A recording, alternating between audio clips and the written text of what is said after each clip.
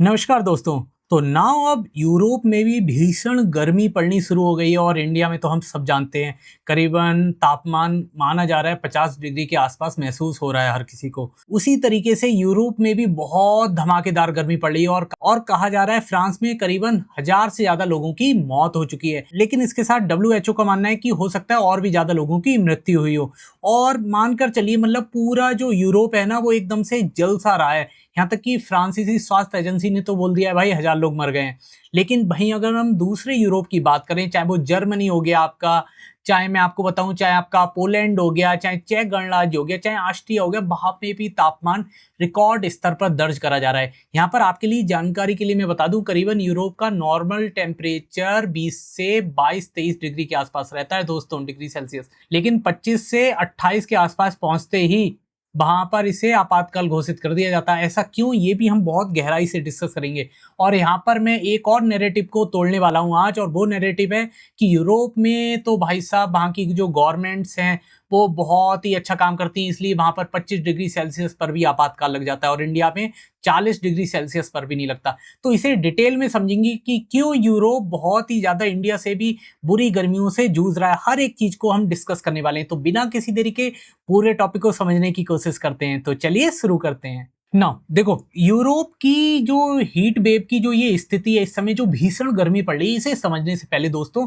हमें ये समझना पड़ेगा इसका मेन कारण क्या होता है। तो इसके मेन दो कारण होते हैं। एक तो यहाँ पर आप जेट स्ट्रीम को देख पा रहे हो, एक जेट स्ट्रीम यहाँ से आते हुए इंडिया के लिए चलती है, आप सबको पता होगा ना दोस्तों। तो ये वाली जेट स्ट्रीम को हम समझेंगे क्या मेन कारण है, एंड सहारा डेजर्ट से कैसे यूरोप तबाह होता है उसे भी समझने की कोशिश करेंगे। तो सबसे पहले हम जेट स्ट्रीम को समझते हैं इस पूरे फोटो के थ्रू। देखो, जेट स्ट्रीम को आप आसमान में बहने वाली एक मान के चलो एक तेज रफ्तार वाली हवा की एक पट्टी समझो, जहां पर क्या होता है एक ज्यादा गर्मी की हवा और एक ज्यादा ठंड की हवा दोनों जाकर मिक्स हो जाती हैं। तो वहां पर एक नए टेम्परेचर का निर्माण होता है, एक पट्टी का निर्माण हो जाता है। आप समझ पा रहे हो, उसे हम बोलते हैं जेट स्ट्रीम। और ये जो जेट स्ट्रीम है जो यूरोप को पूरी तरीके से कंट्रोल कर कर रखती है दोस्तों, इसका निर्माण होता है उत्तरी अटलांटिक महासागर में। यहां से आप देखोगे ना तो यहां से ऊपर का हिस्सा उत्तरी अटलांटिक, इससे नीचे का हिस्सा दक्षिणी अटलांटिक कहलाता है। समझ पा रहे हो। अब इसका काम क्या होता है दोस्तों, जब ये अपनी मतलब मेन रफ्तार से चलती रहती है तो यूरोप में टेम्परेचर नॉर्मल रहता है, सब अच्छा रहता है। बहुत ध्यान से समझना दोस्तों, जब ये जेट स्ट्रीम कमजोर पड़ती है तो जो सारा डेजर्ट की गर्म हवाएं हैं वो यूरोप की तरफ बढ़ना धीरे धीरे शुरू हो जाता है। ठीक है, जब तक ये मजबूत रहती है तब तक ये सारा डेजर्ट से कोई प्रॉब्लम नहीं हो पाती है यूरोप को। लेकिन जैसे ये कमजोर पड़ती है, सारा डेजर्ट की जो गर्म हवाएं वो यूरोप के ऊपर लंबे समय तक फंसी रह जाती है। यहाँ पर जब फंसी रह जाती हैं गर्म हवाएं तो उससे क्या होता है, एक यहाँ पर हीट जनरेट होती है। और ये हीट इस लेवल की होती है जैसे भारतीय हीट से ये पूरी तरीके से अलग होती है। इसे भी मैं आपको समझाऊंगा। अब देखो, हीट वेव को समझने से पहले इसकी डेफिनेशन पर विचार कर लो। देखो, इंडिया का हम सब जानते हैं, आप सब काफी ज्यादा सिंसियर लोग हो, आप सब जानते हो हीट वेव इंडिया में कितनी ज्यादा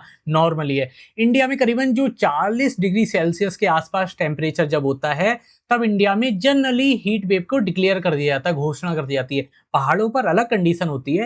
लेकिन अब हम बात करें यूरोप की, तो यूरोप में क्या होता है, वहां का जो वेदर है, पहले बहुत ध्यान से सुनो, वो इंडिया के वेदर से पूरा अलग है जो वहां का, समझ रहे हो। एंड इसके अलावा जो वहां पर टेम्परेचर है वो भी पूरा अलग है।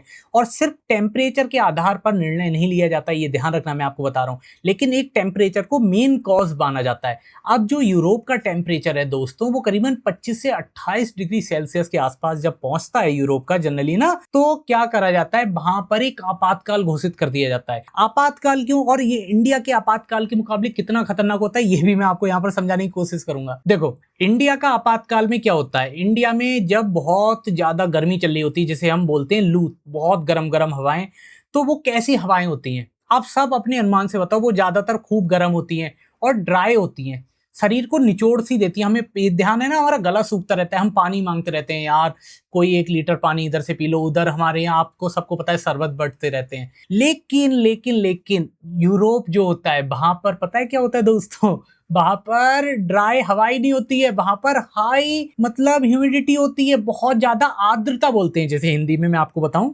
आर्द्रता बहुत हाई हो जाती है। और जब जैसे भारत में मैं बताऊं, भारत में ऐसा कब होता है दोस्तों, तो भारत में जब भी हम, आप सबको पता होगा, सावन अषाढ़ जो हिंदी महीने होते हैं, जब भी बहुत पानी बरसता है तो कहा जाता है कूलर में पानी मत चलाना। क्यों? उससे आर्द्रता बढ़ जाएगी, आर्द्रता बढ़ जाएगी तो क्या है, सांस नहीं आती है, शरीर का पसीना नहीं सूख पाता है। आप सबको पता होगा जब शरीर से पसीना निकलना शुरू होता है दोस्तों, तो शरीर धीरे धीरे ठंडा सा होता है। ना माने छू के देखना, आप इस चीज को एब्जॉर्ब करना। ये गर्मियां ही चल रही है जब मैं रिकॉर्ड कर रहा हूँ वीडियो, आप सब समझ रहे हो, मुझे अभी भी पसीना आ रहा है।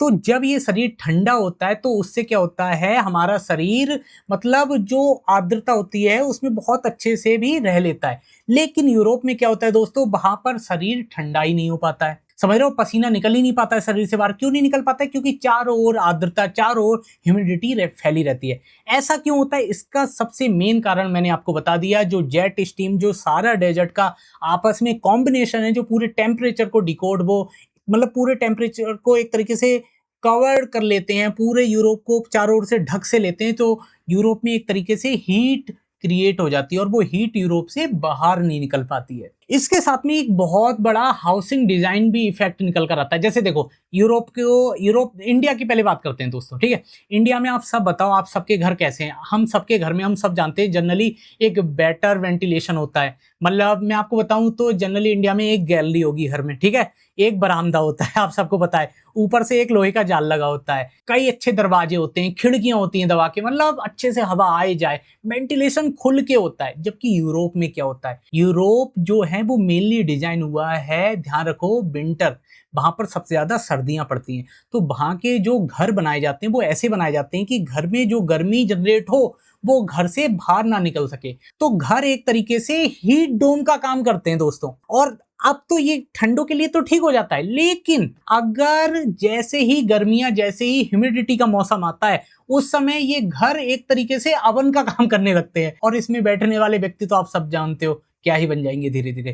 तो यहाँ पर आप समझ पाओगे कि इंडिया की कंडीशन यूरोप के मुकाबले कितनी ज्यादा सही है। एंड इसके अलावा एक चीज पे मैं और बात करना चाहता हूँ कि वहां पर 25 से 28 डिग्री सेल्सियस पर ही यार क्यों ही कह देते हैं कि यार आपातकाल लग गया, इंडिया में 40 डिग्री। भाई साहब बहुत ध्यान से सुनो, 25 से 28 डिग्री सेल्सियस पर जहां सैकड़ों मौतें हो गई हो, जहां WHO खुद कह रहा हो कि कोई लिमिट ही नहीं है, स्कूल बंद पड़े हैं, बिजली व्यवस्था ठप पड़ गई है, WHO वर्ल्ड हेल्थ ऑर्गेनाइजेशन जिसके बारे में ऐसी खबरें छाप रहा हो, आप समझ पा रहे हो।